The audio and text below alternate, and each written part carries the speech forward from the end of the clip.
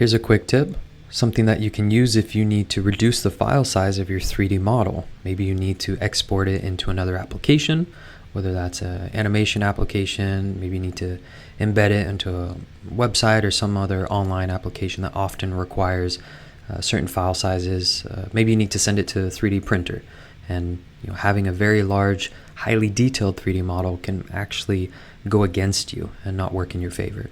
So maybe for this model I have 406,000 polygonal faces, but maybe I want to get that down because the file size is too high. Okay, so I can do what's called decimate the mesh. So I can go to Tools, Model, Decimate Model.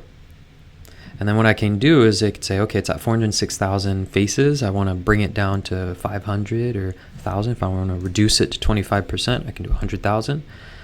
But maybe I don't want to get rid of that original source model.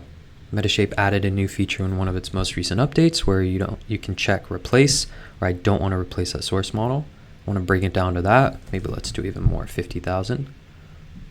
Okay, and I'll kind of copy and paste and do a new model. So you can see right away if I click between the two, this one's a lot more smoothed over, less detail. This one's a lot higher level of detail, but maybe for whatever purpose you have, especially if you do something like put a texture on it. So like this one has a texture, so maybe if I have a texture on it, well, maybe the underlying model underneath it, you don't need it as high quality of detail. Or again, you're exporting this to some kind of other application that needs a smaller file size. Then go ahead, right click, export model, follow the steps, pick from the many different formats that you need to export it to, OBJ, STL, whatever you need, and go from there. So hope that helps.